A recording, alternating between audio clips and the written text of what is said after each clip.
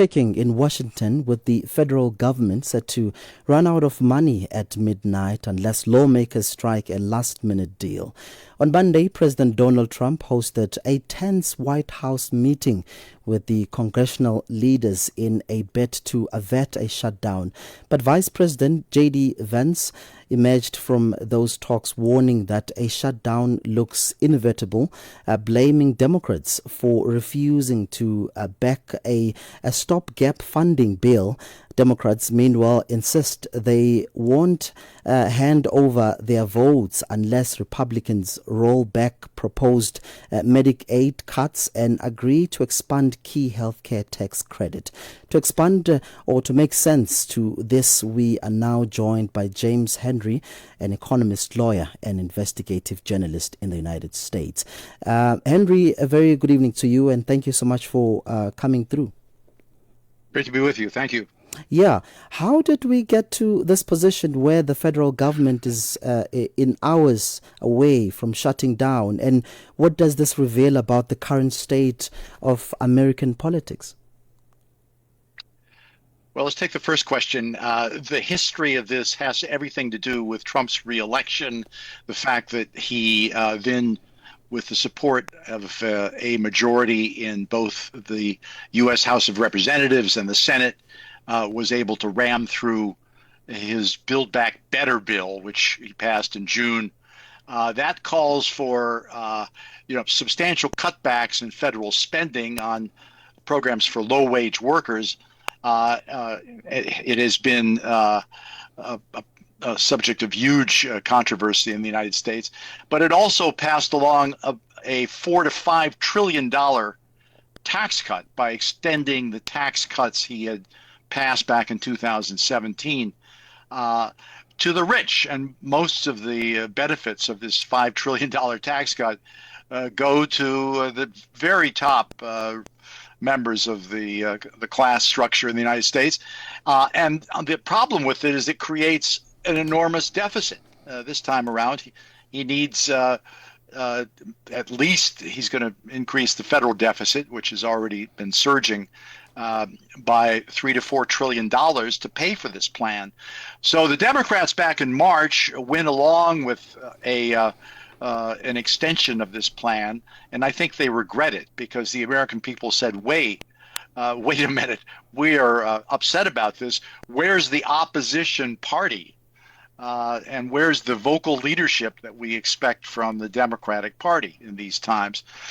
So this time around, the stage is set for this confrontation, and for a lot of technical reasons, the Senate requires 60 people to vote in favor of a budget resolution, and that they don't have that without the Democratic support.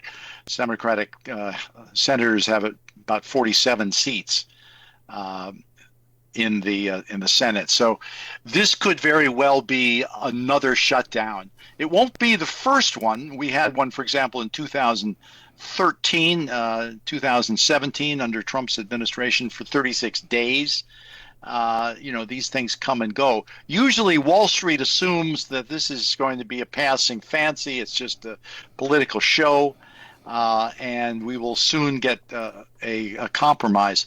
I don't think we're there yet this time. I think this could go on. We're going to have Trump laying off as many as 100,000 federal workers. He's already decimated the federal workforce this year.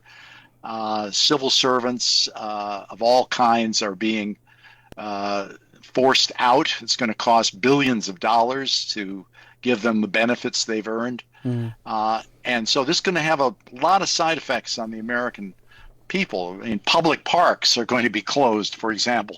National parks that many millions of Americans of all political persuasions love the outdoors. So, but the most important effects will be on people who will no longer have access to Obamacare. The price of Obamacare is slated to double. That was the program that President Obama put in specifically to help lower income people afford medical care. So you're going to have a dramatic increase in the number of people without medical coverage. You're going to have veterans who are losing their benefits. They're going to be very upset about this. You'll have states like New York suddenly having to cut drastically because of the aid reductions and the reductions in the aid they get from the federal government. Yeah. So this is going to have a lot of far-reaching effects across the board. Yeah, indeed, James. And ordinary Americans will be affected on the ground. Another shutdown, as you rightly put it there. But James, President Trump and Vice President Vance are placing the blame squarely on Democrats. In your view, is that a fair criticism, or the impasse is more complex? I think the complexities have to do with how the Trump administration got into power, and so the responsibility for that does drift over in the corner of the kind of corporate Democrats, as we call them. Trump is in his second installment behaving in a way that's much more radical than he did the first time out, and he's gotten rid of any semblance of moderation within his regime. He's going within his administration. So we have the anti-immigrant arrests that are going on. They're arresting U.S. citizens in some cases. He's calling out the military conference that they had in Washington. He made a speech to 800 representatives from the Pentagon that he had summoned to New York, and he basically declared war on the left in the United States. So there's a whole effort here on the part of Trump, to turn this into a kind of March 1933 situation. I think what's his basic problem here is that his economic plans, as we're seeing with respect to inflation and economic growth, just not paying off. And I think Americans are very upset as the infringements on civil liberties and press rights. But what was really going to get them in the streets is the fact that his economics just don't make sense. I think one of the reasons he's in a hurry to do all this, sort of to have this confrontation domestically with the left and with Democrats, is that he is sensing that his economic plan is produced lower growth. It's going to have rising prices. The tariffs are generating revenue, but nothing like the amount that's needed to fill the deficit.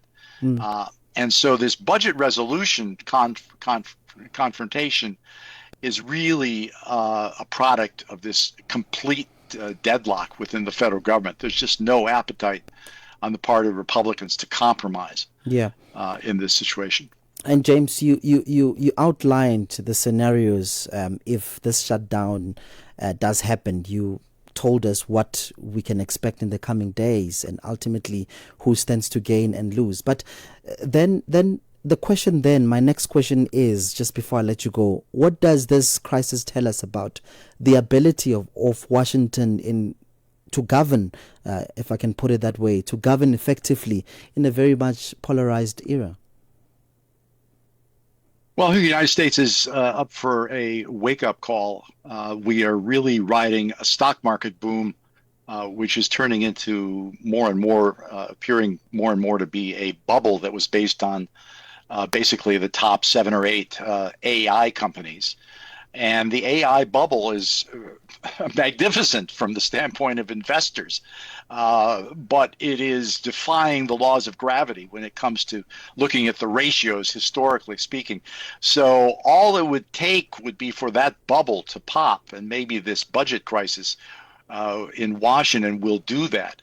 The second thing we're seeing is more and more countries like South Africa, not necessarily Russia and India, but or China, but we see middle tier developing countries becoming independent on their own and figuring out, hey, we just can't rely on the United States as a business partner here. So Mexico, Canada, most of the countries in South America, not Venezuela. We're attacking them, but Colombia, Chile. These are all countries that we've developed strong relationships with, and they're basically throwing up their hands looking at U.S. policy.